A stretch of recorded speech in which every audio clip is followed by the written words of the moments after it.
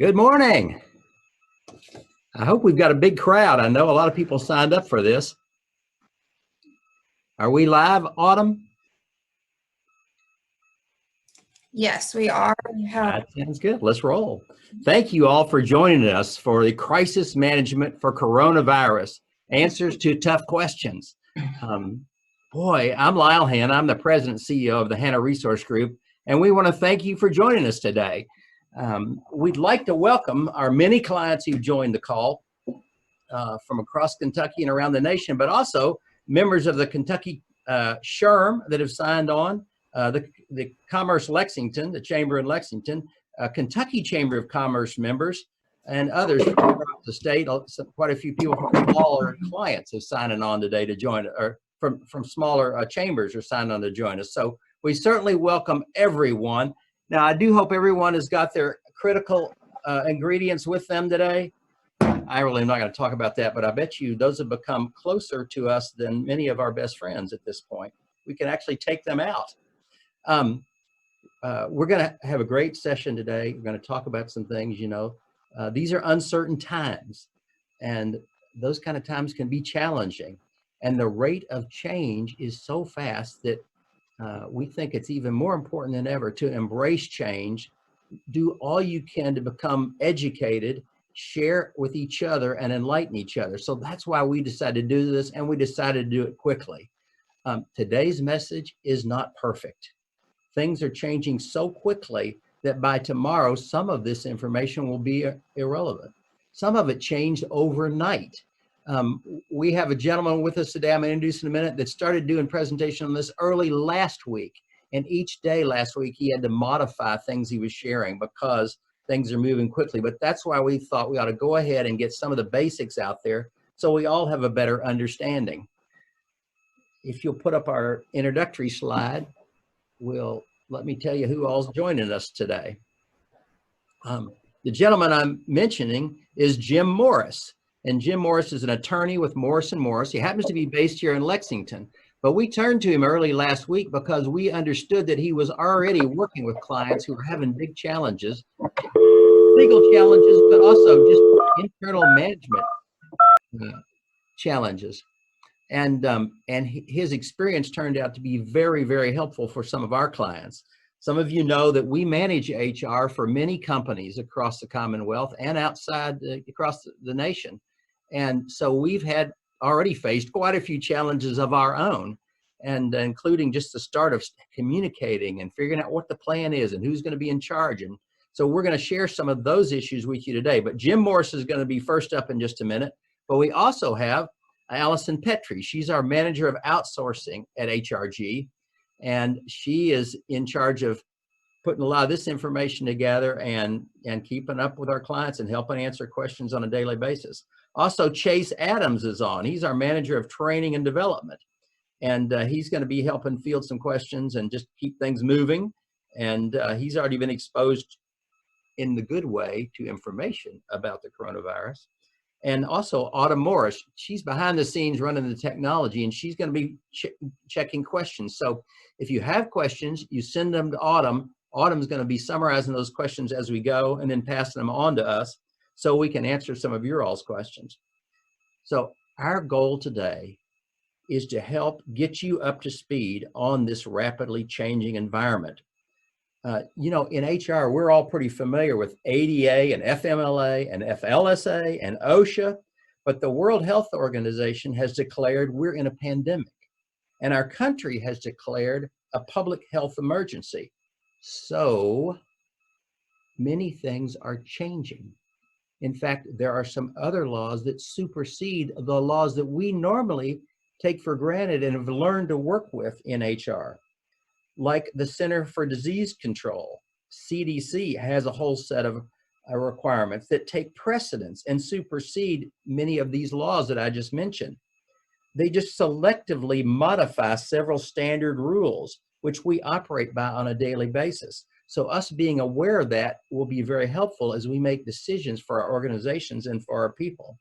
So I'm going to turn the mic over right now to Jim Morris and let him give us a little overview before we jump into some questions. Thank you for joining us again. Jim, take it away.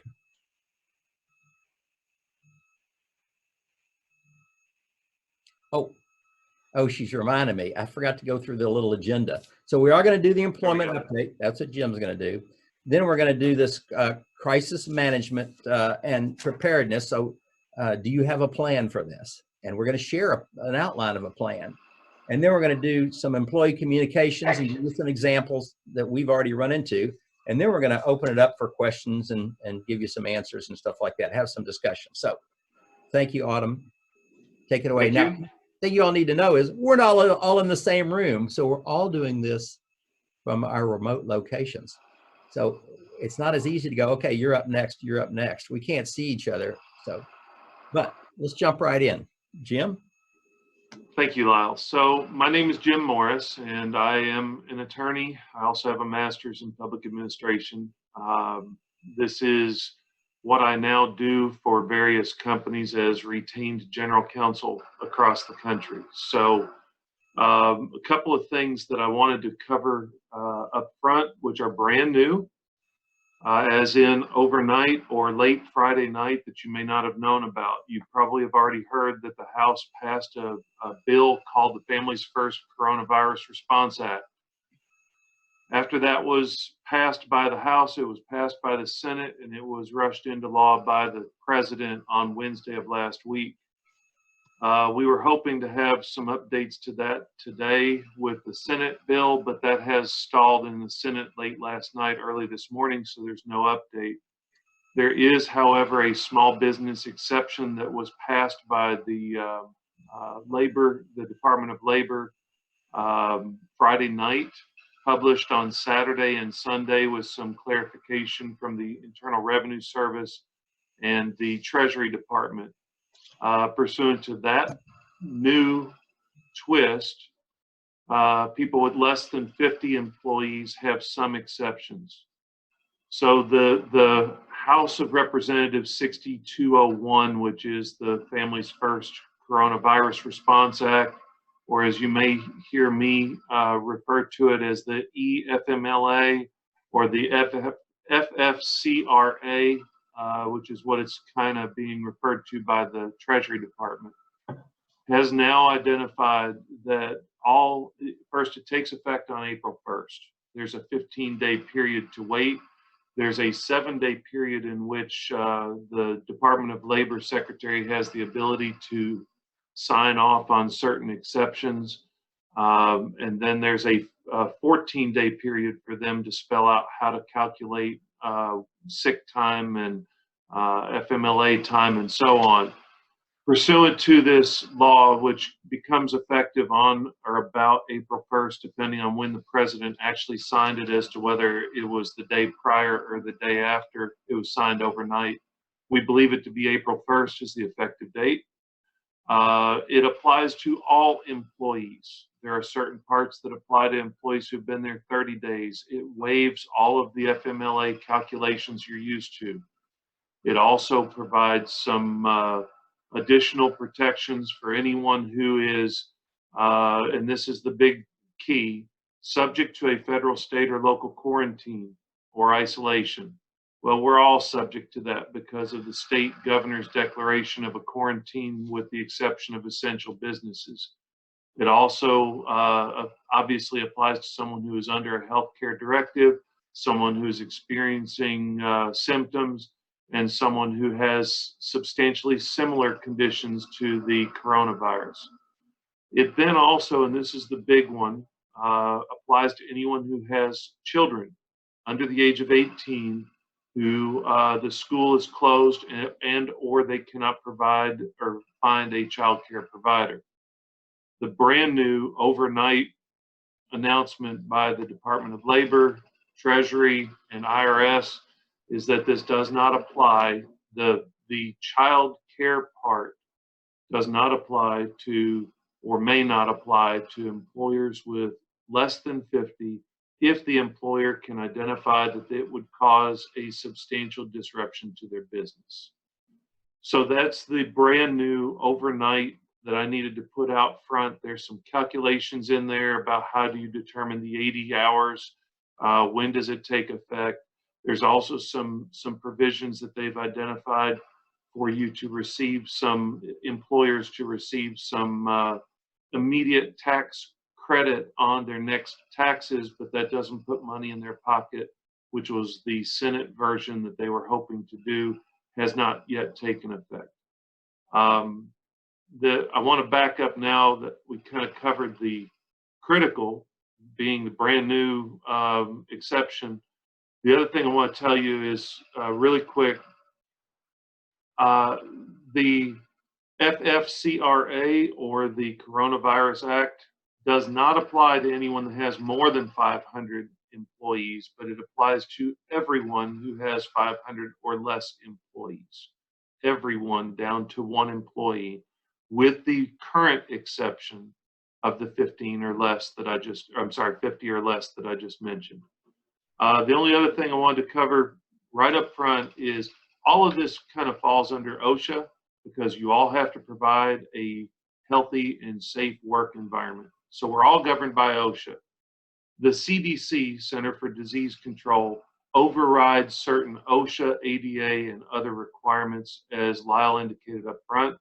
One of those ADA protections and so on is now we can start doing some pre-testing and so on. And I think we're going to get into these questions now, but I wanted everybody to understand OSHA kind of covers everything, because that is where we have to start. Then all of these laws kind of tweak on that. So thank you.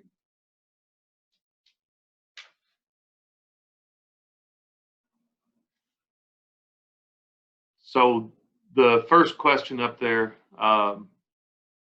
says, are there any precautions an employer can take, sorry, it's covered, to protect the work environment? What does an employer do if an employee may have had exposure to COVID-19? So this question has kind of morphed over the year, or over the last week and a half to 2 weeks, because it started out with, well, it's not really widespread, so there's some other things you can do, and everything's kind of changed on that. On this one, it's important to know, and what I'm about to say is very temporary. So if you're taking advice on this, you need to seek legal counsel. You need to contact your attorney or find someone who does this type of work and contact them, because this will change as soon as we don't have a pandemic. However, right now, the ADA is suspended with regard to the protections afforded employees going into work, that they can't be subject to any type of physical examination or biological check. In the past, ADA says you can't do a physical examination. You can't test people for temperatures. You can't do other pre-testing, because that's a physical examination. During a CDC declared pandemic, we have the opportunity now to do testing, because the CDC takes over temporarily for the Americans with Disabilities Act protections. So as of, and this is what Lyle was talking about, last week we did a presentation on Tuesday. We had to change the slide over much objection and argument from some of the other people, other attorneys involved, because they were saying, no, that's not the law, ADA protects. And I had to pull down and show them CDC overrides ADA. So as soon as we had an ADA override, you can do temperature testing, and you're going to see that a lot now to protect people in the workplace. We have the ability to do forehead scans. We have the ability to verify that people are actually healthy before they come in. In fact, it's been recommended by some of the federal and state authorities. The other thing that you can do is, obviously, they're talking about staggered. They're talking about, and I'll tell you, last night, this was the final version that went out. And after we did this last night, the announcement came out from the governor that non-essential work must shut down. So some of these are now, you can't do it unless you can telework. You can't have staggered shifts, or unless you're in the emergency care industry or healthcare, you cannot really send people to work. So then you're going to see a little bit later, we talk about the telework. You are allowed to, the next question in here, what do we do if someone has symptoms? If someone has symptoms, You are allowed to ask employees not to return to work for 14 days as recommended by the CDC, the federal government, the state government, the local, and so on. You also have the ability to ask for, as you always have, a return to work notification from a treating medical care provider so that they are released to come back to work. Some of that is also overridden now by the CDC 14-day, even if they had a note, if they tested positive or had the symptomology of this, you have the ability to preclude them from coming back for 14 days. You also have the ability to preclude other employees with whom this employee's had contact from coming back to work, because in that instance, they are also able to be quarantined in an effort to avoid unnecessary exposure. If someone has confirmed that they have COVID-19 or the coronavirus, CDC and the state and federal government has basically taken over. When we first were doing this, we had some guidelines out for you, but now at this point with the state-controlled testing, you've got a different scenario in place. If it's a positive test, make sure you coordinate and make sure you have points of contact for state and federal government and local as well, so you can alert the appropriate authorities. The one thing that I always end with on these types of things is what I call the golden rule. The important thing is to make sure everyone is treated exactly the same.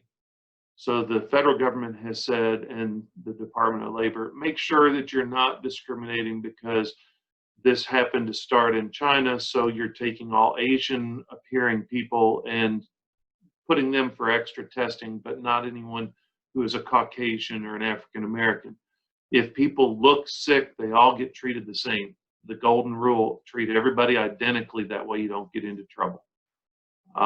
Then there are some other issues that we'll go into in a little bit later in detail. Chase or Allison, you want to start me off on? Let's roll on to question number 2. So can you restrict travel or work, travel for employees either for work or pleasure right now? So this is kind of a short answer now. It used to be a lot longer last week. So the answer to work is yes, you have the ability to restrict, but then the CDC and the federal government has already shut down tremendous amounts. Pleasure, the answer is no. The government is very clear that you can't control people after hours. So you're not allowed to take any action against someone with regard to their pleasure. If, however, they go to a restricted area or somewhere that is a high risk area, now like New York City, you have the ability to require that person to self-quarantine for a 14-day period and to go through certain testing before they can come back to work. Work-related, we are heavily recommending that you simply cut out all work-related travel and you do like what we're doing right here, which is have telework. Communicate in a Zoom fashion or GoToMeeting or any of the other functions. All right. Let's see. Our next question is, do you have to pay employees sent home, or if you're forced to suspend operations? What happens with sick leave, PTO, or any potential layoffs that might occur? So this is a very complicated question right now. The law is changing by the minute, literally, and that's this is the most complex set of legislation that has come down without any guidance at all, because it's being dumped and put into law before we even have guidance from the Department of Labor. Like I said, when this was prepared, it was not yet finalized as to the Department of Treasury Department and the Department of Labor along with the IRS. So this is drastically changing day to day, minute to minute. Last week's adoption of House of Representatives 6201 addressed this particular matter and changed it all completely from the guidance we were giving as recently as Thursday of last week. Last week, if your person is not a salaried employee, you don't pay unless they work hours.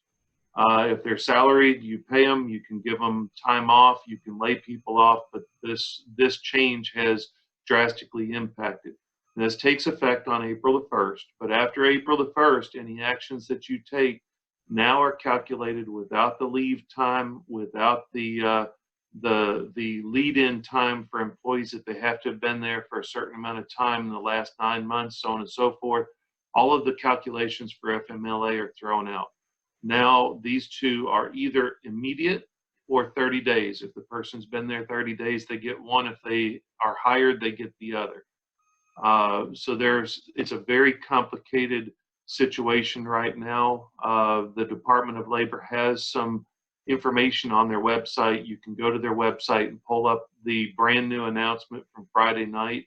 They're also clarifying some of those announcements as well as the day goes on. So where I started off was somewhat to address this question with the brand new guidance from the Department of Labor. Now, the other thing that's important with regard to layoffs there, and I can't recall whether we had this as a separate question or not, layoffs are going to impact you differently now, not because of the coronavirus, but because of a brand new National Labor Relations Act guidance that came out last week. The timing of this is exceptionally difficult.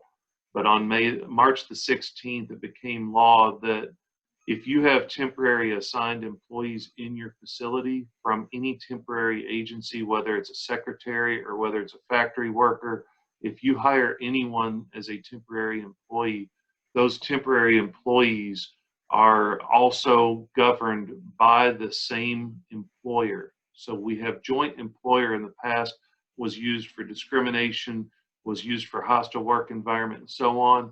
They've come in under the FLSA, Fair Labor Standards Act, and they've said it now applies joint employer to that situation as well. So if you're thinking about layoffs, there's a problem there that you'll have to pay those employees, or the temporary agency will have to pay them under this same provision. The temporary employer goes out of business, you ultimately are responsible. The other thing is, if you have 100 employees or more, you're going to have to look into the WARN Act protections. I think that's covered a little bit later, and we'll go into more detail, but if we don't get that far, it's important to know when we're talking about layoffs that it falls under that as well. Great. Thanks for clarifying that. And for everybody that's chatting and asking questions in the chat, Autumn is taking those questions down, and we're going to actually cover those in the question and answer portion towards the end. So keep sending them, and we will address those in a little bit. Okay, so the next question, what steps need to be taken if you assign employees to work from home? Obviously, telework and telecommuting is a newer challenge, perhaps, for some folks that have not typically done this before. So what happens when someone can't do the task? For instance, they don't have internet or phone capabilities in their homes to work. So let me start with the first one with a brief answer, and then the second one gets pretty complicated with the brand new law last week.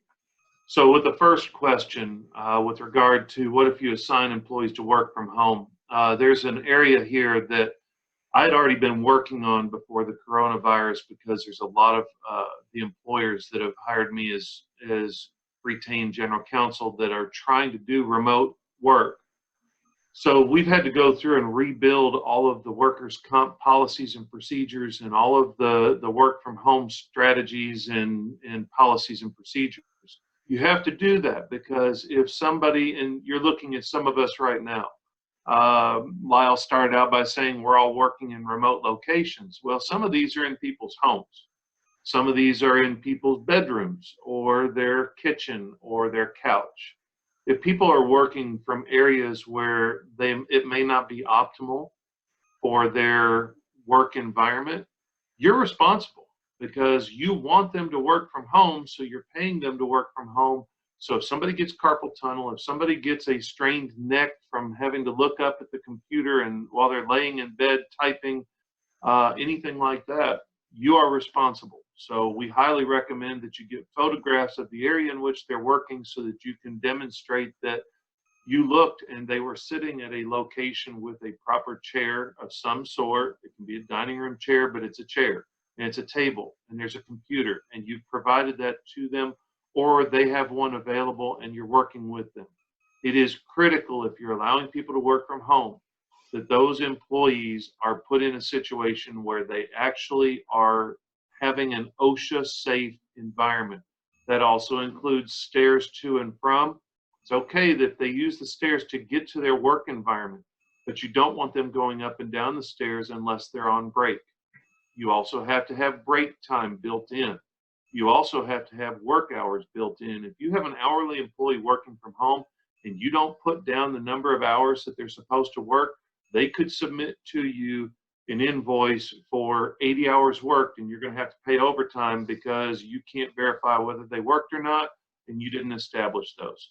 So there's a lot of work that you should think about, and you can do a lot of these on your own. You can look on the internet if you need to, but you're going to want to try to have some work from home strategies, policies, and procedures well spelled out, and you're going to probably need to contact a council to tell you how to handle that, what states you're in, and so on, because every state's different.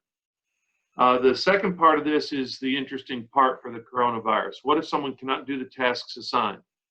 Well, the answer last week was those individuals will probably need to be laid off, or you'll need to find something else for them to do, because if they don't have internet, you don't pay them if they're hourly. If they're salaried, you put them on their salaried leave time because you don't have work for them. But the problem now is the new law came into effect. You have two choices as an employer. One, you put them to work, you telework if you can, or two, once this law goes into effect, you pay them 80 hours of work, and then you pay them 80 hours at 2/3. You find there are going to be some PTO, paid time off issues, and other sick leave that they can exhaust before this all goes into effect. And then the other part is this child care goes on for 12 weeks. The child care part of the law is not 2 weeks. It's not 2 weeks at 2/3. It is 12 weeks at 2/3 of salary, or $10,000 per employee. So there's a lot of risk there. So what we've been trying to recommend to people is, look, if they don't have a computer, figure out something else they can do. If they can sort something, if they have a computer but they don't have internet, have them working on the computer sorting files, have those picked up at the office with nobody else there, or one person doing the exchange. They take it home, they work from home, but figure out something, because chances are if you don't find them able to work from home, you're going to pay them not to work from home under the new law that starts on April 1st. So that's one of the issues that you have. The other issue, if you're going to do this work from home, contact your workers' comp carrier, because things have changed. If you're working from home, that's a different work environment from the one that you probably had insurance under. Also, if any of you are running a restaurant, or you're thinking about doing something where you're going to deliver things to people's homes, it changes all of your insurance, because now you need to make sure that the employees that you hired originally to work in a office environment now have a safe driving record, because they're on your insurance. Make sure they have their own insurance. Make sure your insurance covers them. And also, you're probably going to have to do background checks if they're going to have client or customer interaction, because if they have an issue in their background that could endanger the health, safety, and welfare of your customers, you have the ability to do a background check before they go to someone's home. So those are the issues that you have on working from home. And what if somebody can't do the tasks? My recommendation is find one now. Last week it was you don't have to have work for them, but now you do, unless you're going to pay them not to work. Okay. Hey, Jim. Yes, sir. Before we go on to the next question, this is Lyle. We just had a guest join us, our Congressman Andy Barr. Oh, excellent. And we weren't sure he was going to make it. We hoped he would. He's gotten a break. You can imagine his day is pretty crazy. Yes, sir. But if you don't mind, we've got more questions to cover, but I'd like to take a minute, introduce him. And I don't know if he's all hooked up at this point. I think he is. And just give him a chance to give us an update from Washington, kind of what's going on and what we might expect. And then we'll come back to questions. All in favor? Definitely. Let's go. Autumn, can you tie in Andy? Yes, he's in now. I can unmute him. Hey, Lyle, how are you? Andy, I'm doing fine. You've got about 120 or 40 of your closest friends. And Well, they're not all from Kentucky, but most of them are. And we appreciate what you're doing in Washington. I thought maybe you'd give us just an update on the latest.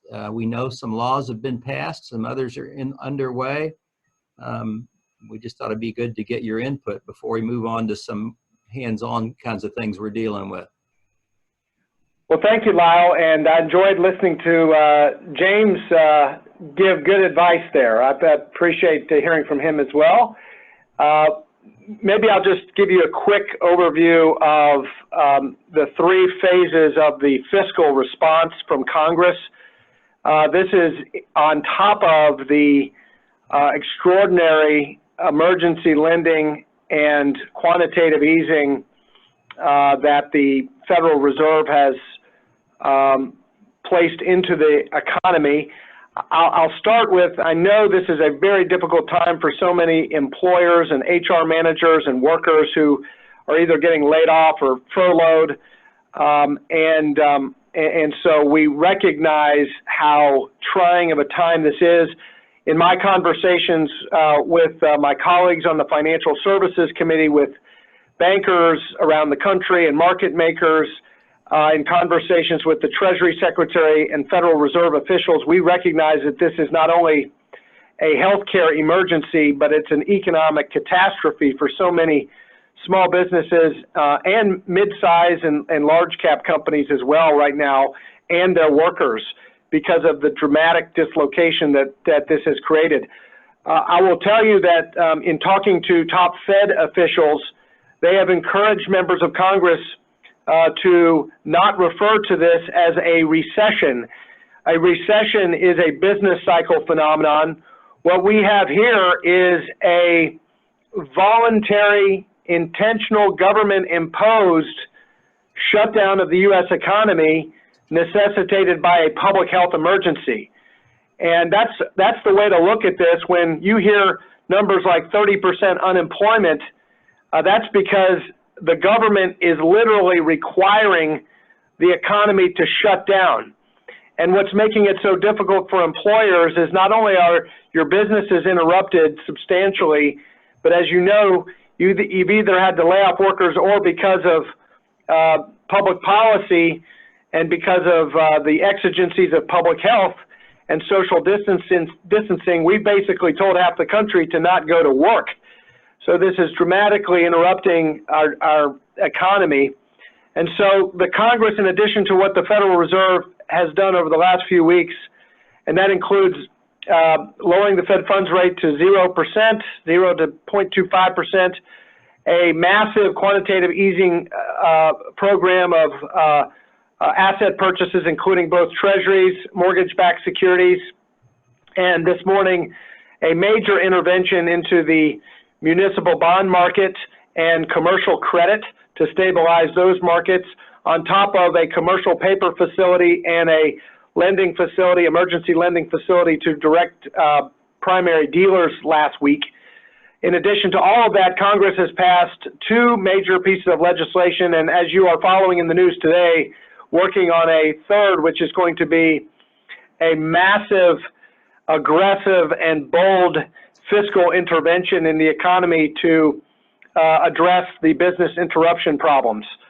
So the first was the emergency stimulus, the emergency supplemental bill, which provided mostly funds to CDC and the FDA and HHS to bring to market and to help with the testing, and the diagnostic testing and therapies and vaccine development, in addition to $1 billion to the Small Business Administration to be levered up to about $7 billion in the Economic Injury Disaster Loan Program.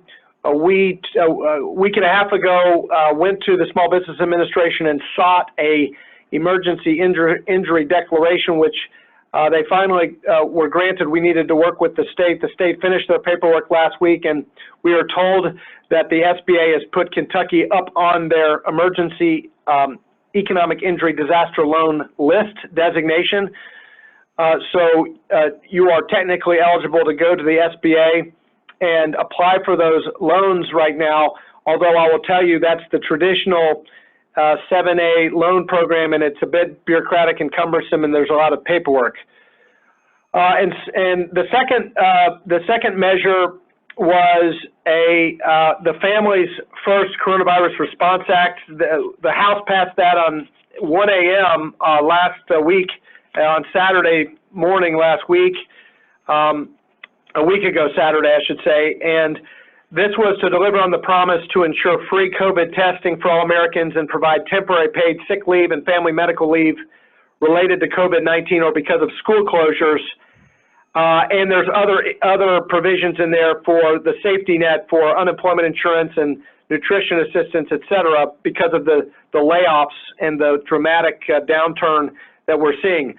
But we fought really hard. The early versions of that bill were going to create additional stress on employers, and we recognize that that bill will do that because of the mandatory paid sick and family medical leave. And so we fought really hard to include reimbursement for small businesses with less than 500 employees, dollar for dollar, for coronavirus-related sick and family leave costs through payroll tax credits. And what we also did was, for obviously businesses have huge cash flow challenges right now, so we included in there a Treasury advance to small businesses with insufficient cash deposited at the IRS.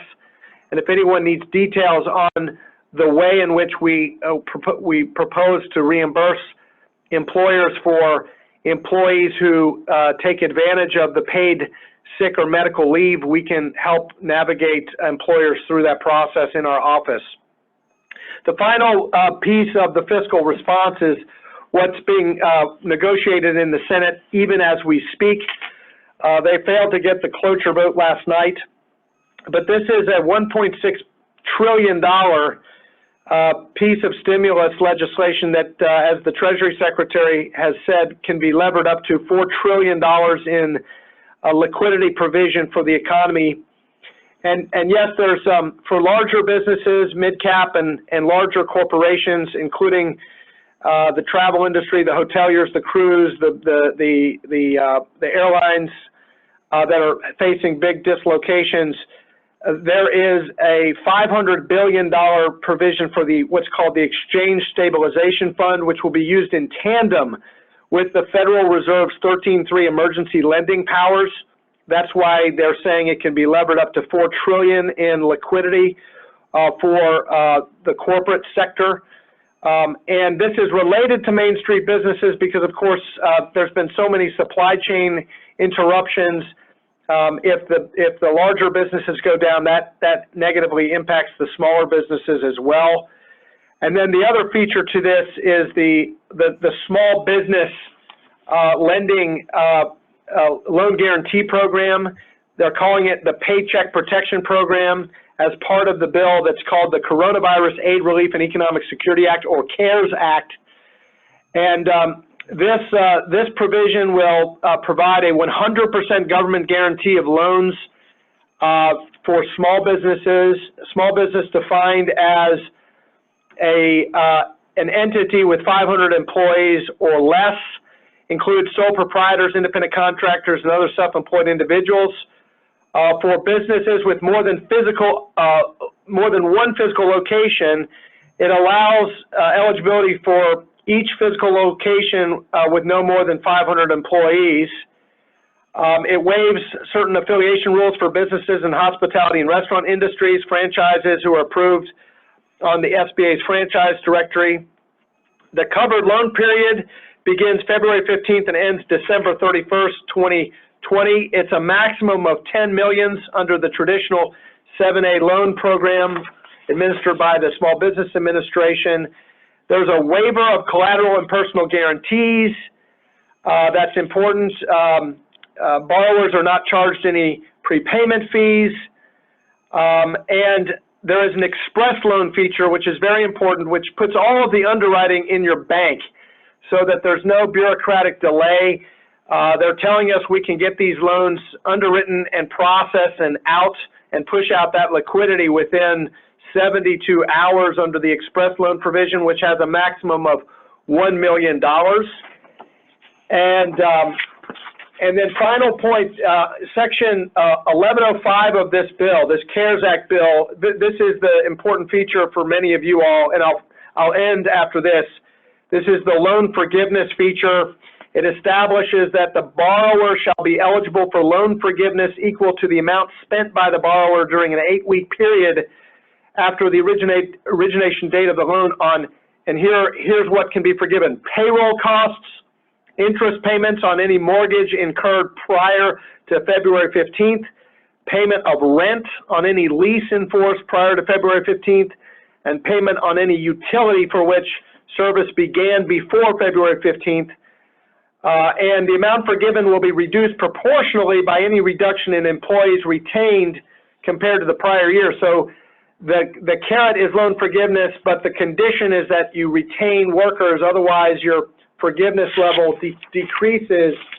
And if you've had to lay off workers in the last week or so, borrowers which rehire workers previously laid off will not be penalized for having a reduced payroll at the beginning of the period. So the whole purpose of the loan forgiveness feature of this is designed to keep people on payroll for this period of the second quarter where we're going to experience a shutdown of the economy. And one other point is that we're very cognizant of the fact that as you talk to your lenders and your bankers right now, they're constrained by certain financial accounting rules and regulations on capital and liquidity. We have included provisions to relax those rules so that bankers have an incentive and feel comfortable with the regulators to push out the liquidity, relief from what's called the troubled debt restructuring disclosures and the current expected credit loss accounting guidelines. So that's all pushed off for any of these loans related to coronavirus business interruption.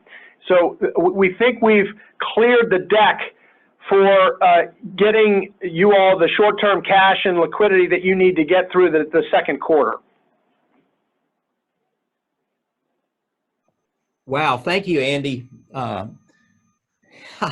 So we said before you got on here, there's a lot of change, and we just have to be willing to ride it and keep learning every minute and adjust as we go. So you've given us some really great information. Our questions are just pouring in, and we're going to do the best we can to sort through those and address them as we go. I just wanted to say, Lyle, this is Jim. I wanted to thank Andy. I spent many flights back and forth with him to Washington when I've been going up there, but it's great to have it straight from a source where we can actually hear what's going on, and that does carve out a lot of the things I was going to cover about a bill that's not really in place yet that I wasn't sure how to even address. So that's awesome to have you be able to pull someone like Andy with his knowledge and expertise and boots on the ground into this conversation is tremendous, and it's much appreciated by me anyway. Thanks. Absolutely. Thanks, Jim. Andy, you and I have spoke about the testing, the challenge of needing more tests and safety for our health workers. You hit some of that. Just another word or two about those two things. Can we expect more testing soon? I know you've expanded the number of sites. Anything else you want to add about that? Yes, testing is improving every day. That has been a frustration for everyone. And what I can tell you on that is that we've seen even locally that situation gradually, if painfully, improving. And what I can tell you is that at least in Lexington and Central Kentucky, the hospitals are now getting access to a 24-hour turnaround as opposed to what was 72 hours to 5-day turnaround with some of the commercial labs. But we needed the commercial labs to start coming on to supplement the public health and academic labs that simply did not have the capacity. But Dr. Fauci is telling us now, members of Congress, that now that we do have the private sector involved, the availability and implementation of quicker testing is getting better and better. And former FDA Commissioner Gottlieb wrote this morning in the Wall Street Journal, based on his contacts at the FDA, that by the end of this next week, the U.S. will have the capacity in place to screen more than 75,000 people a day. That's a big improvement because as of last night, we had tested approximately 254,000 Americans with over 31,000 testing positive, including over 100 confirmed cases in Kentucky. Now that does not include tests that are in transit, tests that have been made but not yet completed. So that number is artificially low, and that's why you're going to see a real spike in confirmed cases. I guess the good news is that only about 1 in every 10 Americans who exhibit some symptoms sufficient to justify a test end up with a positive result at this point. And as the number of tests come back, that ratio is expected to decrease even further.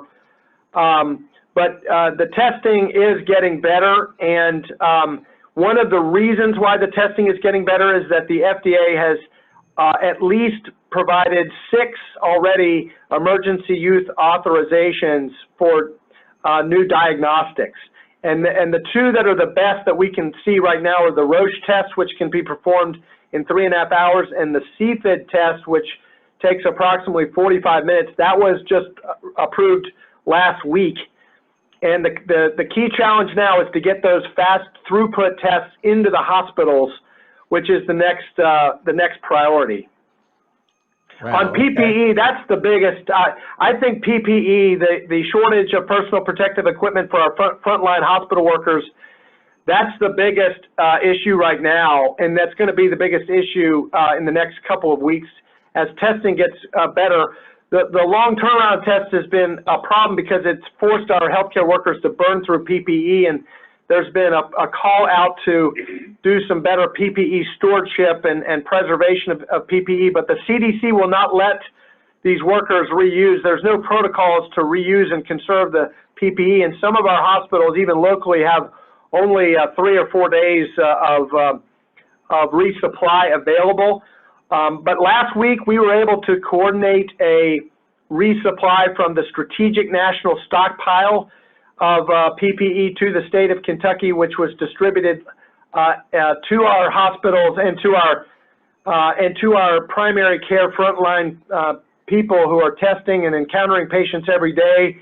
That resulted in about 99,000 surgical masks, 55,000 face shields, 45,000 additional surgical gowns, over 162,000 gloves, and 41,744 N95 respirator masks. And that's a big shipment to Kentucky, but believe it or not, we're already burning through that. And so we're starting to go to the private sector because we know that the strategic stockpile with what's going on in California and New York is there's a lot of stress that's been put on the national stockpile. And so we're encouraging and connecting our hospitals directly with private vendors right now that are making some pretty significant orders.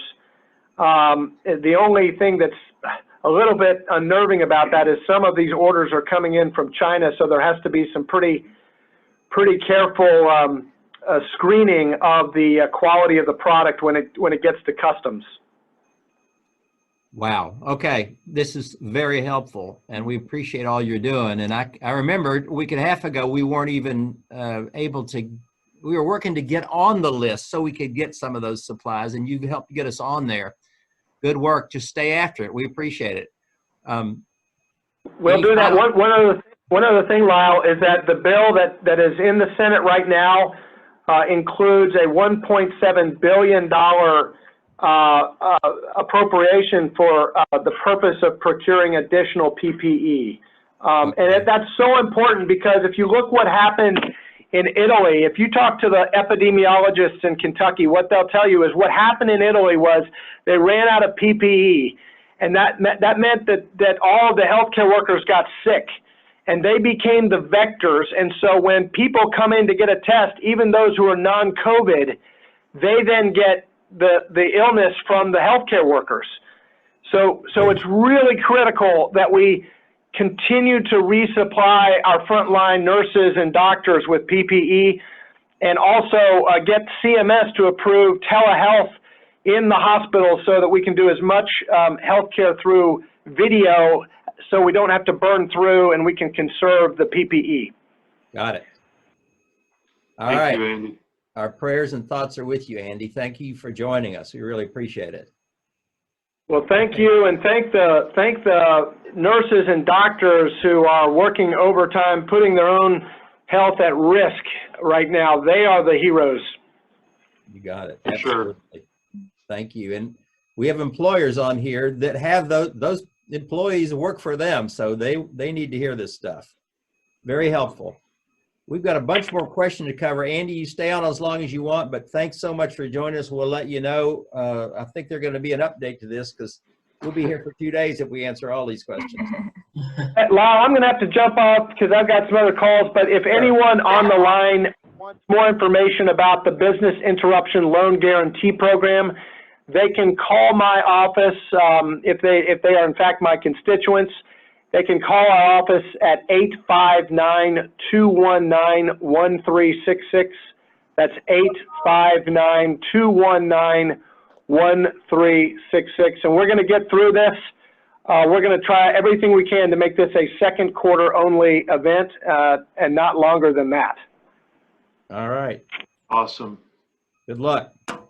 Thank you all. You bet. Thank you, Andy. Take care. Well, we took care of some of our next set of questions. We've got some more to go to. You want to put that next slide up, Autumn? And I think Allison's going to lead us off with a question. In fact, but is this one taken care of, Jim? This one's taken care of. This one's taken care of because we talked about third-party temporary employees. That's the March 16th date that we talked about. Take a look at, if you have other questions on that, contact a legal representative. Or take a look at the FLSA where they just announced joint employer, because it will have an impact on you and your temporary provider. Right. All right. Well, I think this is one that a lot of our clients probably have. Can an employee just flat out refuse to do any work to avoid getting COVID-19? What recourse does an employer have? So this is really unsettled law because this just happened. Last Tuesday, our recommendation was, and this is going to sound silly as you sit here today, but we actually had a slide that said, look, there's no threat of imminent or immediate harm warranting a refusal under OSHA, so you're not going to get retaliated against. Everything's, just people just need to be careful, wash your hands. Well, that's changed. There are substantial changes because of the federal and state mandated shutdowns. There are specific circumstances of each fact that are going to preclude us from making a recommendation just on a general question like that. Is the person in the healthcare industry, is this part of their anticipated job function? Is this something where the individual knew going in, like a nurse, a doctor, healthcare provider, someone that's exposed to the medical field? Did they have an anticipation of this when they got hired, that this is like the flu and everything else? Or does it exceed their job functions? And there is, we'll get into it a little bit later, and I'm going to go ahead and say it. OSHA precludes you from retaliating against an employee for protecting themselves. So if you're going to expose someone, and I've got an example of this that we're dealing with where we're doing the temperature checks, and you have to scan each person to get their temperature, and it takes approximately 10 seconds to get the temperature. If you're forcing somebody to stand there in front of somebody to take their temperature, that person needs to have PPE. They need to have a mask. They need to have protective gear, goggles, gloves, a gown of some sort. It's been recommended to me by a client, let's not do that. We don't want to scare anybody. Well, you know what? You're either scaring people, or the people who refuse to stand in front of one of your employees to scan for a temperature have a legitimate right to do it, because you can obtain the PPE at a relatively low price, and yet you're not providing it to your employees. So this is a situation where employees can refuse to engage in an unhealthy or dangerous activity that is not part of their regular job function. Be careful if you're saying that you're going to force people to do this. Also be mindful of your NLRA obligations, National Labor Relations. There's so many parts of that. It's not able to be, that's a whole other talk without going into COVID-19. But right now, this question as of last night was somewhat relevant now, again, unless you're in one of these critical functions in the state of Kentucky and most other states, there is a full shutdown. So this may no longer be as critical to you because nobody can go to work. So you telework, find other ways to have them work if you can. Okay, we talked a little bit about discrimination specifically related to the COVID-19. And clearly employers should never make any discriminatory decisions based on protected classes. But is there anything else special that we need to be aware of or be thinking of in relation to discrimination before making these decisions? Right. The CDC and the Department of Labor have both come out with cautions on this because of the location being from China. And it's, you know, not to get into a political, it's okay to say that this is a Chinese virus. That's where it originated from. But is it okay to then try to single people out? And as I started out at the beginning, the answer to that is absolutely not. You can't use, and again, the golden rule, you can't use any personal characterization. Person with a cane, a person who's older, a person who's younger, a person who is of Chinese descent or Asian descent, a person who is African American, or a person who is gay, or a person who doesn't believe in God. Any of those protected classifications and any others under state or local, you just can't do that. So the other concerns are treat everybody the same. Don't make a decision based upon somebody's protected classification under state, federal, or local laws. That's the key. Okay, and you talked a little bit already about workers' compensation in regards to COVID-19, but one question that I think people will have is, what if someone does get COVID-19 either at work or while they're working remotely? What kind of impact would that have on workers' comp claims? So this is completely unsettled as well because it's so new.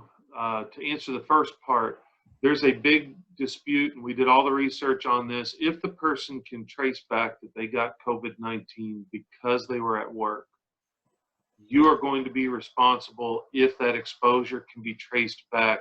However, there is an exception under a lot of the state's workers' compensation that is along the lines of the flu.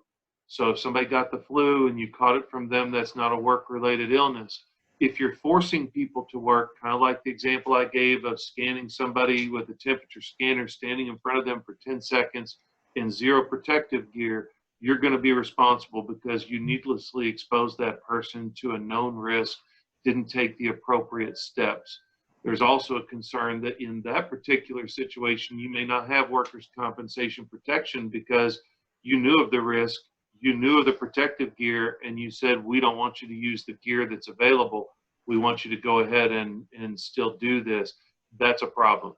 The only other thing with regard to that is, again, I know we've got most people from Kentucky, but every state's workers' comp statutes are different and protections are different.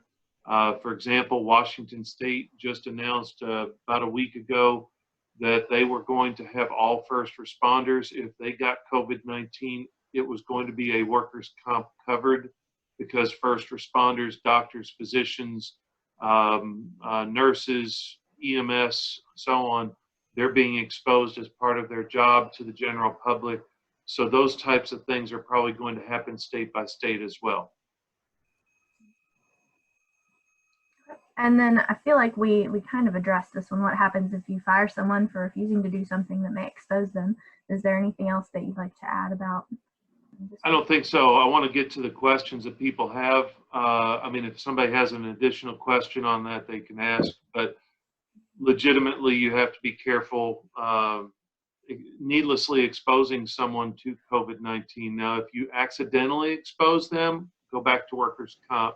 If you are someone refuses, like the person doing that scanning, if they refuse to do it, I believe they're going to be able to get retaliation under OSHA, because that is you can't force people to do something you know is exposing them to a known risk without giving them the PPE to protect them. So, Jim, as we head into these question and answers, Lyle, the one thing I wanted to say, the caveat I want to give to everyone, I'm going to try to answer, and everybody can try to answer as many questions as we all can. The one thing I want to make sure of is everybody understands if I don't have the answer, I'm probably going to tell you, I'll try to find an answer for you, or there is no answer out there. I don't want to give you wrong information. So if I'm not prepared on it, I'm not going to give it to you today. So. Thank you, Jim. And I guess we're going to have to keep saying that. That's important.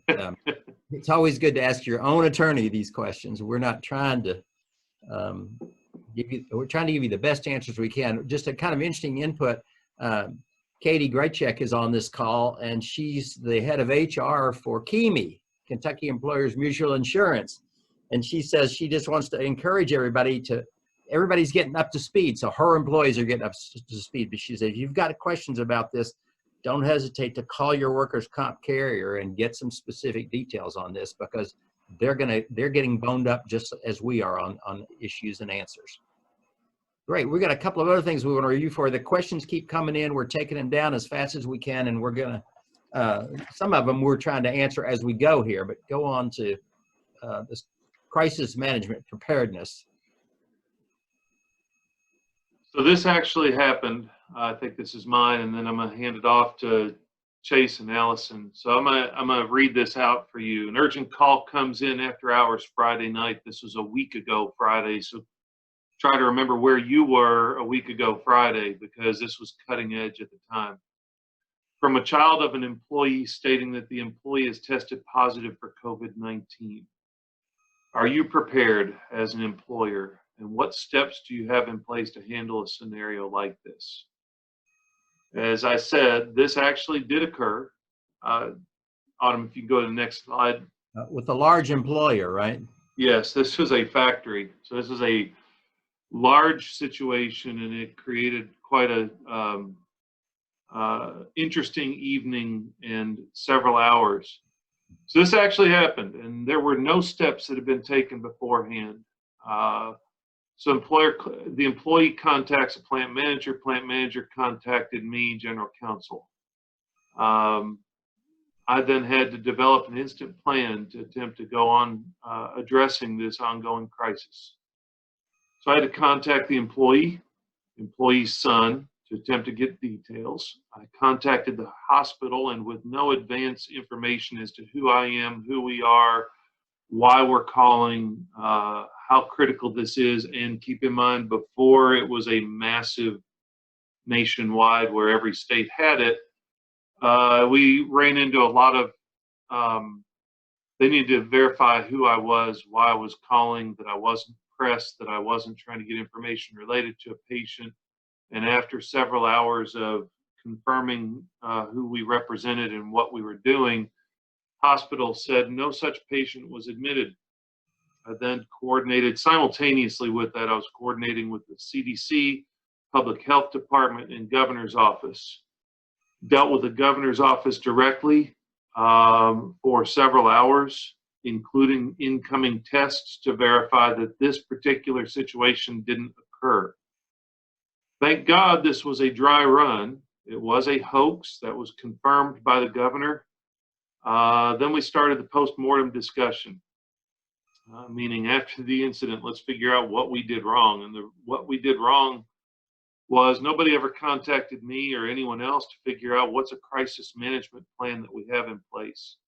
Every single one of you, now this may not be as critical now as it was a week ago, but every single one of you for the future needs to have a crisis management plan. There was none in this particular scenario. And it created a tremendous amount of headaches and problems, because I had to just do internet research to try to find the hospital, not try to find the hospital, but to find the right contacts, not the ones you call when you call hospital information, the actual administrator of the hospital, get the documentation that I am who I say I am, that I do represent who it is that I say I represent, and then try to coordinate and collaborate between all of these different things, along with media inquiries, because it starts to leak out to the media that this massive manufacturing facility has COVID-19 before it was popular to have it. And so those types of things have to be addressed beforehand. If you do it on the fly and you have someone who doesn't know what they're doing, It could absolutely destroy your business and its reputation, because the media, if the wrong person, if a general manager, if a branch manager, plant manager, line worker says something that was not what you wanted out there, it could ruin your business. One person saying, man, we knew about this 2 months ago and we just didn't do anything because they said keep the line running, you might as well just forget your business. And that could have happened if we hadn't been careful. So if you go on to the next, proper planning. Again, I'm trying to go through this as quick as we can to get to your questions. You need to create and distribute a detailed plan of action. What that means is your high-ranking officials in your business need to know what to say, who the point of contact is, who the points of contact are for each one of your customers or each one of your clients or vendors. So if you have a specific vendor that, or a list of people that are, let's say Lyle's responsible for first level vendors and Allison's responsible for handling all of the customers on one side, you need to get those people to understand with phone numbers, points of contact, emails. You also need to contact each one of those customers or each one of those stakeholders and find out, what are you all going to do? Because if you have a vendor chain, and I'll take a restaurant, if you have supplies that come in from a distributor, food distributor, what are they going to do? If they shut down, you have to shut down. Now, obviously, this doesn't matter anymore in Lexington because they're all shut down. But using that example, you need to know ahead of time, if a crisis like this comes in, how do they handle things? Are they still going to be able to deliver your food, or do you have to find another vendor? If you're a distributor to another final OEM, what do they do? Because if you've got extra product on your lot that you can't get rid of, you have to know what they're doing, and everyone has to collaborate between that whole chain. So we recommended, and they are developing a full spreadsheet with every point of contact for each customer, client, and scenario, so that we have that all built beforehand. Identify the proper chain, and then identify your stakeholders, both the stakeholder point of contact, their policies and procedures in this type of an event, so that you know how to handle it and you can mesh yours with theirs. And then finally, you need to have a governmental, healthcare, and media relation, because trying to find a governor's phone number in the middle of a crisis on a Friday night after hours is not the easiest thing to do. If we had had that during a non-crisis, for example, Andy Barr's phone number, Governor Beshear's phone number, whoever it is, if you tell them we represent the following business, or if you are that business, and you get that information when it's not a crisis, but you explain why, then you'll have that point of contact later. You put it on a spreadsheet and you update that regularly. Sounds like it's overkill until you're in this situation, and when it happens to you on a Friday night, it could be disastrous. Just to mention, that company you mentioned just a second ago was not a real live example. No, and that's why as soon as I said it, I wish I hadn't. I apologize. That's not even who I was talking about as a factory. I was making up a local large scale, and I said the name and I shouldn't have, and that's why I said it didn't happen. Don't go out there and quote me as it did. It was just a hypothetical ABC company, and I apologize. It's okay. Chase. All right, yeah, so that's a perfect segue talking about external communications, but just as important are your internal communications right now to your employees. Those are probably the biggest stakeholders that you're concerned about on a day-to-day basis. So we would be remiss if we didn't go over some employee communication essentials and some things to keep in mind. Both in your written and also your face-to-face and verbal conversations in the next couple days and weeks. So first and foremost, employees do expect frequent, accurate, authoritative, and transparent information. Let people know what steps you've already taken thus far to protect them, and be transparent when you actually don't know how to answer a question. It's okay to parking lot something, or say, you'll have to research or ponder something and come back to them at a later time. It's okay to say, I don't know right now, because I think we're all in that boat together.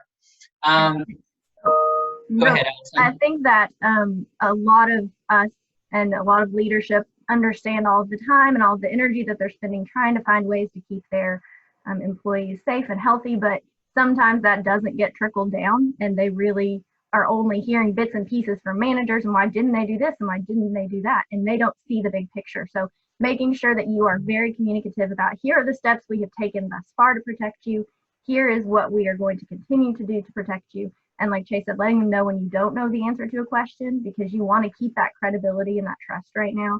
And so it's much better to tell them, you know, we're working on it, this is new and always changing, we'll let you know, rather than give them false information and make them feel like they have nowhere to turn to get good information anymore.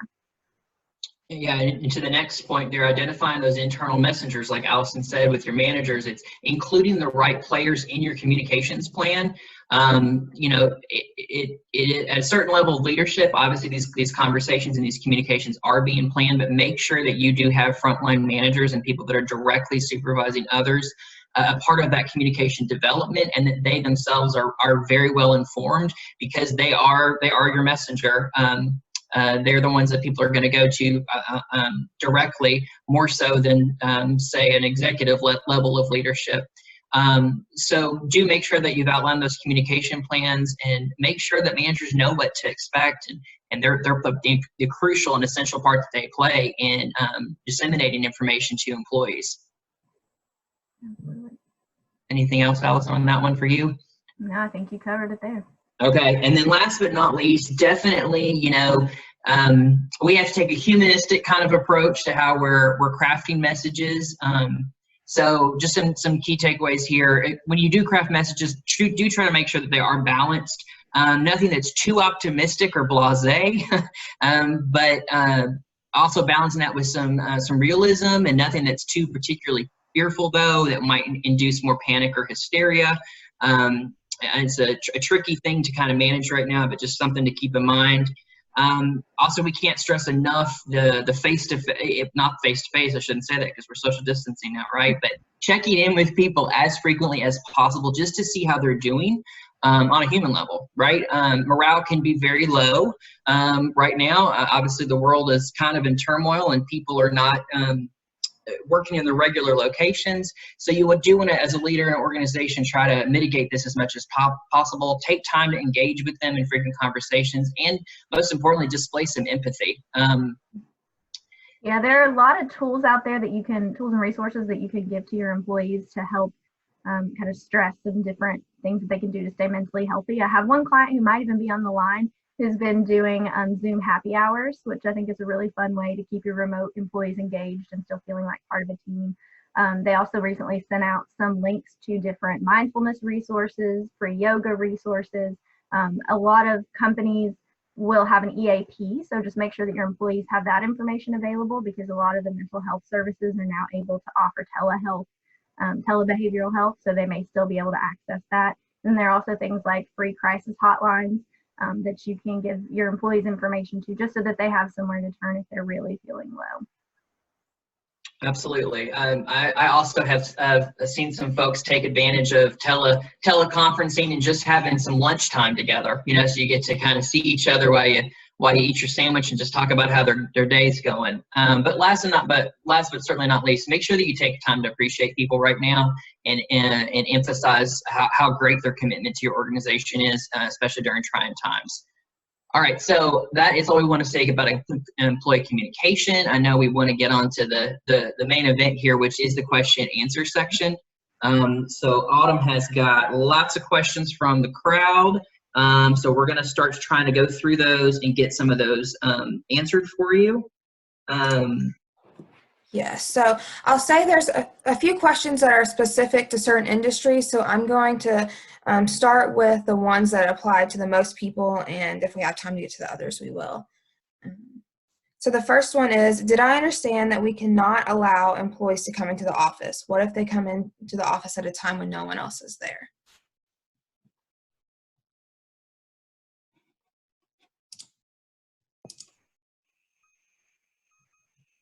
Can you hear me now? Yes. All right, sorry about that. We're wearing the microphone, apparently. It's starting to squabble, but go on. Just press it. You're doing a great job. No, I muted it so that it wouldn't mess with anybody. Unfortunately, the answer to that question is it depends. And I hate to say that, but it depends on your industry. It depends on your office. Now, you've heard the governor, he's referred to things as a front-facing office or front-facing business. Now, that's not a legal term, so it's kind of an odd term for him to use, but I think it basically meant a business front. If you are serving the general public, then you can't have a business unless it meets the essential needs, and that's been defined as of last night to be, I think it was pet stores, grocery stores, gas stations, and obviously the medical. It did not include any retail that was like clothing, shoes, and so on. The question becomes then, how do you have an office open if it's like a law office? Certain states have shut law offices as well, and accounting offices and so on. Kentucky has not yet defined what a front-facing office is, but it has said you can't have more than 10 people gathered in one location. Now they're saying you can't have anybody gathered in a location. So it's a little bit convoluted, but if you are staggering in such a way, for example, and again, part of this is not legal advice, I'm sorry, not illegal, but not legal advice. If you're staggering people saying, look, Lyle, I think you come in and get your items at 9 o'clock, wear gloves on the door, come up and get all of your items that you're going to need to work from home. Autumn, you come in at 10 o'clock, wear gloves, nobody touch each other's stuff, go to your work cubicle, get your information, get your work from home stuff, so that you're staggering people. That's one way. In terms of having people come into work at all, you run the risk, and I would just review very carefully what Governor Beshear has implemented, because a lot of, and they're changing every day as well. Every update, if you go back in time and look, he's done, I think, 6 updates. And every daily update has gotten more stringent and more detailed on what you can and can't do. So keep in line with what they're doing, and if you have a specific question, contact the governor's office and ask, what if I don't have a front facing, but I have 20 employees and I want them to come in, but we're social distancing. Can we do that? That guidance isn't really out there yet. That's why I said it depends, and you're dealing with a changing landscape. FMLA type, and the other one being sick leave. And the problem we're all dealing with here, that I don't know whether I said this up front enough, because we've had a national, a state, and a local declaration, there's a part of this law that says, I was trying to find the exact quote, and I've moved it off, I apologize. It basically says, if it's subject, if you're not at work, subject to a federal, state, or local quarantine or isolation order. Now, I believe Congress intended this to be per individual. So if Lyle Hanna got an order that said, you, sir, need to go home, that should have applied to him. But one of the dangerous things, and I'm thrilled that our government stepped in and tried to protect, so this is not a critical or not an attack on the government or on the legislature, but this is not, it doesn't describe what a local quarantine, a federal, state, or local quarantine is. Right now, we're all under a federal, we are all under a state, and we are all under a local quarantine. We're all under an isolation order. It's either healthy at home that the governor called it, or it's stay at home. They're all mandates.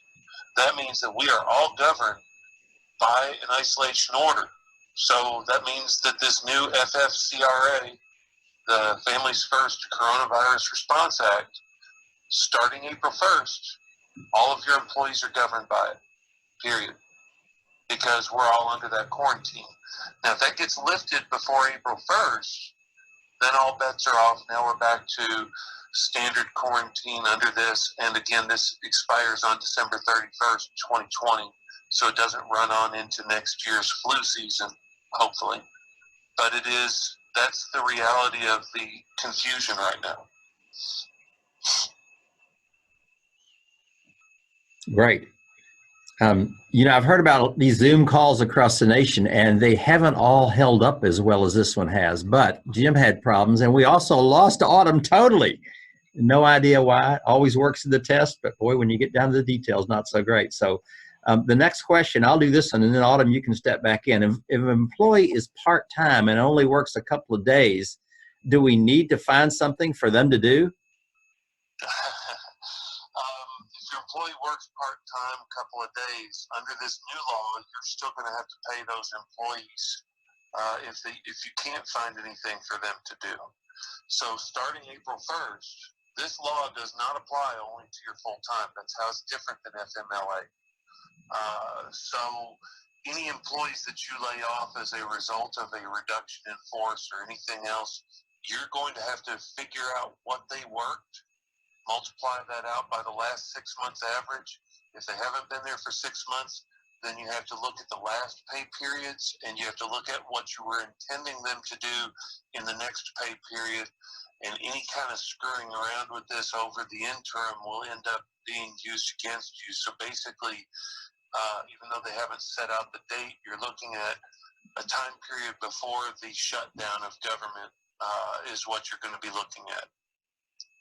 And you're going to multiply out your part-time employee, and you're going to pay them full-time wages for a 2-week period, and then the 2/3 wages if they have children for a 12-week period. Whew. Well, we said it was complicated, and now you're getting the details, and it's probably just going to get worse because they're going to be altering these. There's some laws that are in place. Usually when there's a new law published out of Washington, there's a year of discussion back and forth, right? All these groups get to speak, and now it's usually what we usually get trained on a new law over a year because the regulations, the law is there, and then you flesh out the law with regulations. And the regulations are what's different. And so if you have regulations that don't exist yet, we are in a situation here that's really unprecedented. This law becomes effective on April the 1st, and on March 31st, the day before, we're supposed to get all of the guidelines from the Department of Labor as to how to calculate the sick pay. And he still is in this 7-day period from last Wednesday when it was signed until this Wednesday. The Secretary of Labor has 7 days to exempt smaller businesses and come up with other regulations. So you may find by Wednesday that the information I gave about small businesses are exempt from the health care or the child care part. They may be exempt from the whole thing. We don't know that yet until we get the information from the Secretary of Labor on Wednesday, and then a week later it becomes law. That's usually 180 days, and then 180 days after that before it becomes law. all right. So we're subverting that and going to share it over Zoom. And I appreciate so many of you hanging in here with us. We're still on. I just put it on speaker mode so you don't have to see me on my phone. Whatever. Another question. Autumn, you want to fire another one out to him? Sure. Do we still need to pay salary employee for a full-time salary if they're not working 40 hours? Yes. The short answer under the new law is effective from April 1st, you'll have to pay your salaried employees what the salaries are. And prior to April 1st, those employees can utilize their PTO, their sick leave balance, and so on in accordance with now existing FMLA. But on April 1st, those employees will be entitled, just like the hourly employees, to 80 hours at full salary, and then they'll work their way into the 2/3 if they have children children at home that they have to take care of. And the only thing I didn't add in there that you need to know, and this gets into the nitty-gritty of it, but there's a cap per employee for the child affected cap. caring for a child whose school or place of care is closed, that cap is $12,000.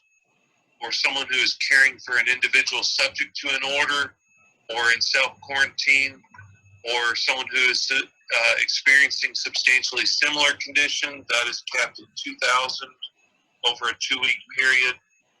And if you are subject to a federal, state, or local quarantine, or you've been advised by a healthcare provider to self-quarantine, or you're experiencing symptoms and you're seeking a medical diagnosis, that's capped at $511 a day or $5,110 over the 2 weeks.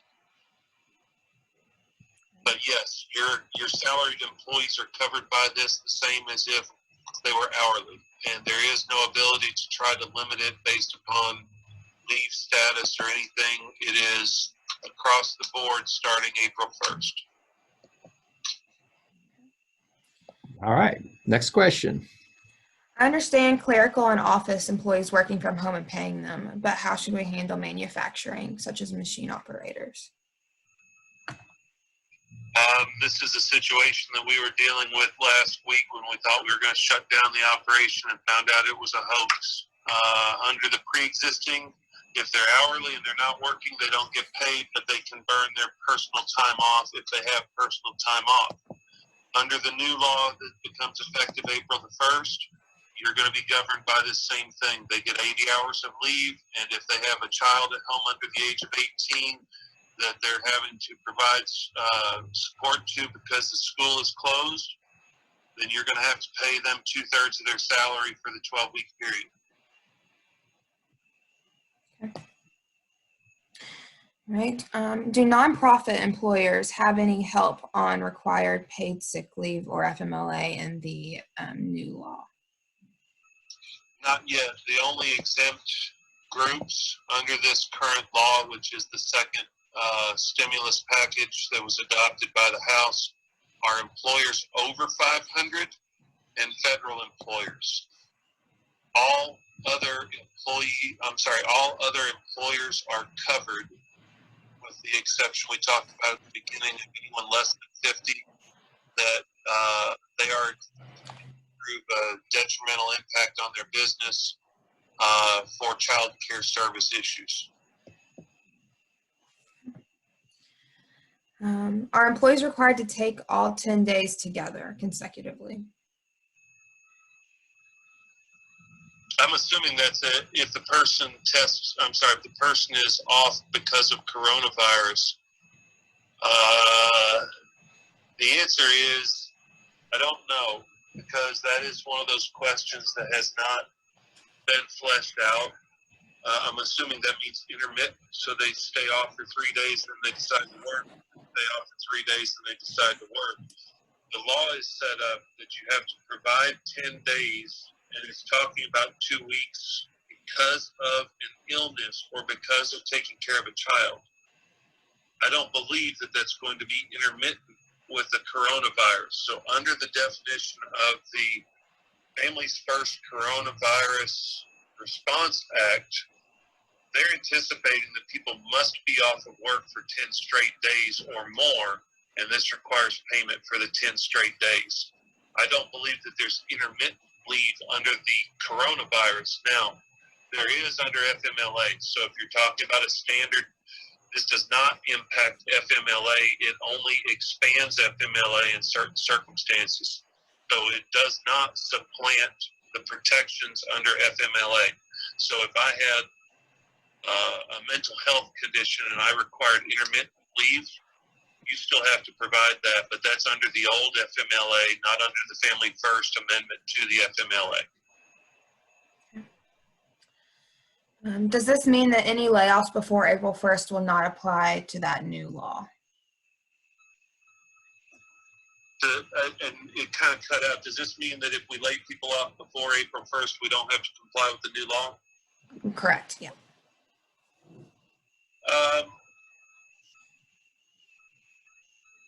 That's a hard question to answer. If you are found,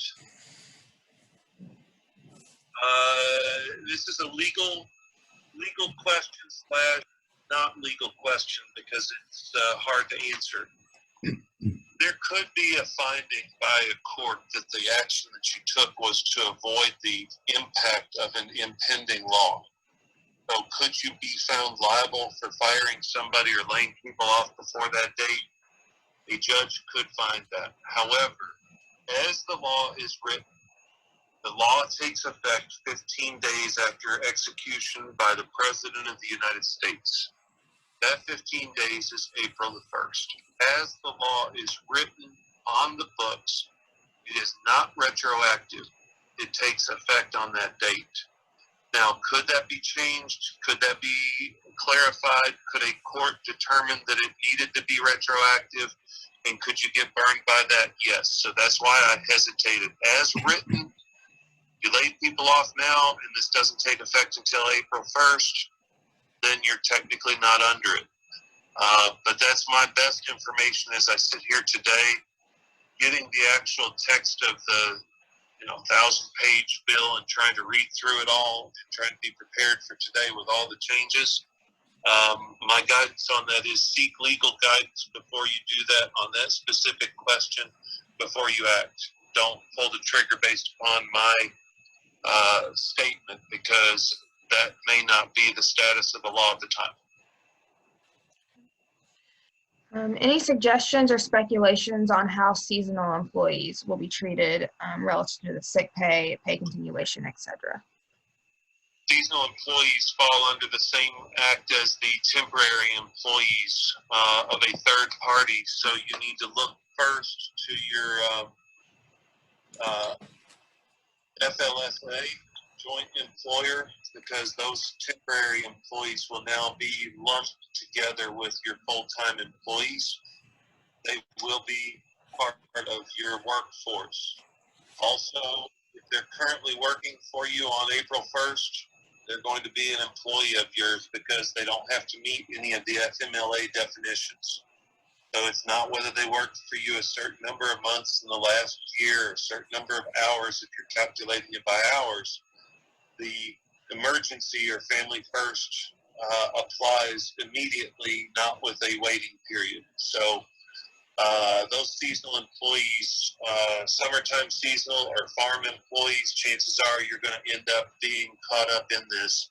And that's one of those provisions that was disputed by the senator, by a couple of senators, as to whether it should apply or not, whether we needed to trim things up, but it didn't get put in there. It got adopted as the House presented it.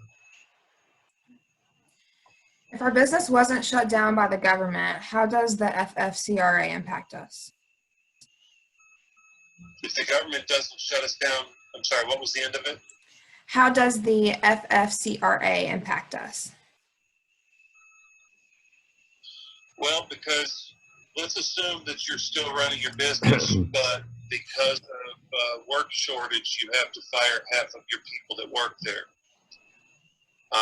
So even if the government doesn't impact you, but you have no customers, using a car manufacturer, for example, government doesn't shut them down, but they've reduced their staff. Or a car repair, a car repair shop is exempt from the governor's shutdown because we need cars working.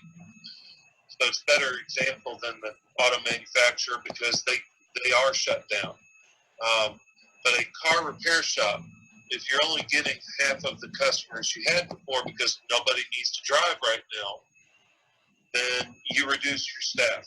If you reduce your staff, this impacts you because now you're governed by the Families First Coronavirus Relief Act or Response Act. You will have to pay those employees. So this impacts every employer as of April 1st. Not only does it impact you, now that until the Secretary of Labor addresses it, you were exempt under FMLA under the old act if you had less than 50 employees. Now you're not. Unless they change it, you have one employee, you're governed by this act.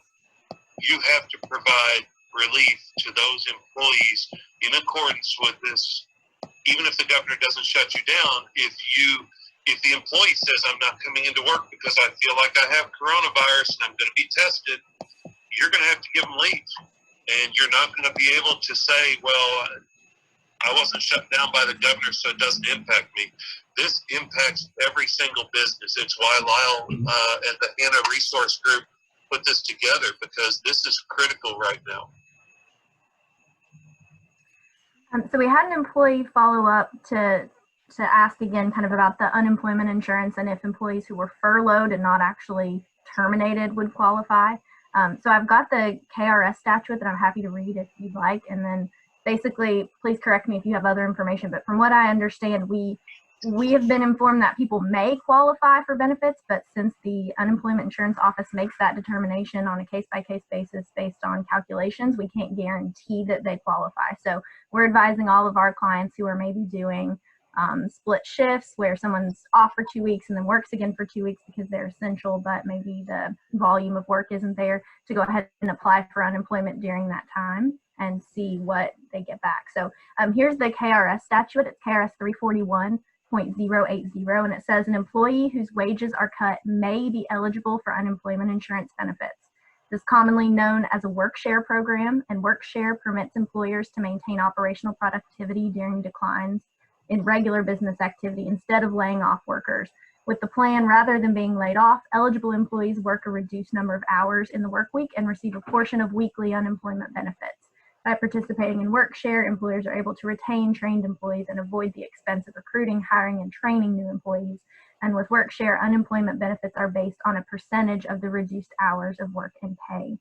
The reduction in work hours must result in an equivalent reduction in wages. So that is the best information that we have available on our end. Jim, do you have anything else to add? Yeah, there is a change to that a little bit. According to our governor, again, this is a state-by-state. Unemployment is state law-driven, not federal, so you'll need to check with your state if you're in a different one. However, our unemployment is allowing unemployment without a waiting period and without being fired. So if you are laid off, if you are reduced hours, you need to contact the unemployment. It's not exactly the same, but it's almost identical to what Allison just said. But I believe that they are not doing the hour-for-hour reduction. They're actually going to pay full benefits to people who have been impacted by this. So let's say you only work 8 hours a week now because of the coronavirus. I don't believe that you're only going to get a reduced dollar for dollar. I believe that they are giving full benefits. So that's the difference now under the Coronavirus Relief Act or Response Act, and each governor. Our governor has declared, and if you listen to any of his updates, he says there's no stigma to asking for benefits, so you don't have to be fired. We're not requiring, basically, if you can't work and you're not getting paid, we're going to give you unemployment. We're not going to do all of the screening. We're not going to force people to prove that they're out looking for a job, because people can't look for a job. So they've changed some of the restrictions that used to be there. You're going to need to contact the unemployment office and also look online, and tell your employees to look online if you're going to lay them off, because reality is they can't go into the unemployment office. 99% of government offices are closed, so they're going to have to look online and use an online resource.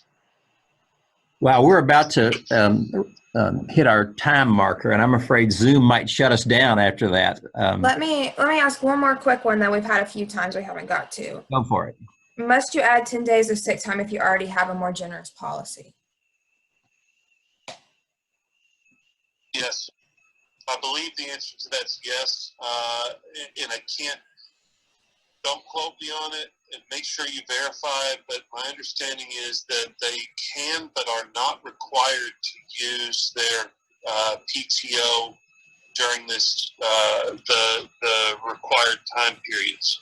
So I believe it's in addition to, but don't quote me on that, and I apologize. And I tell you what, on that particular question, Lyle, I would like to, and on any that we didn't get to, but on that one, actually, let me retract my yes. As an attorney, I can do that. I'd like to do the research and send out an answer after, because I think I've read something that talked about it being voluntary, but I also read something that talked about the ability that you're not going to be able to benefit more than what the government intended with the 80 hours. So let me research that. I don't want to mess that up. Well, let me wrap up by saying thank you, Jim, so much for your help, and Chase, Allison, Autumn, all the work that you've done to get ready for this. I know you've worked all weekend, but also so many people on the line. I looked over the list, and there's so many people I love and care about that are on there that I've known for so many years, and we really are facing a big challenge, but we're up for it. You know, we can do it, and we're going to stay in touch. It looks like we might have to do another one of these pretty shortly. And I don't know what the team, they may have just turned off their computers. I hope not. Now, so Sherry, your questions, Amber, so many of you, Mary, that have sent things in. We've made a list of all these questions, and we're gonna see what we can do to write up what we can on them and get that out. We will make these slides available. I think if you signed in under the proper way, we've got your email address or some way to get in touch with you. If you you think we don't have your information, don't hesitate to write me, Lyle at hannaresource.com. It's HANNARESOURCE.com. And we'll add your questions. I say, everybody have a wonderful day. Make the best of this. Reach out to those you care about. Take care of your employees and keep pulling for your employer, because it's a big challenge for all of us. Any final words? Thank you, everyone. Thanks, everybody. You bet. We're signing off. Thank you all very much. Have a wonderful day. Take care. Bye.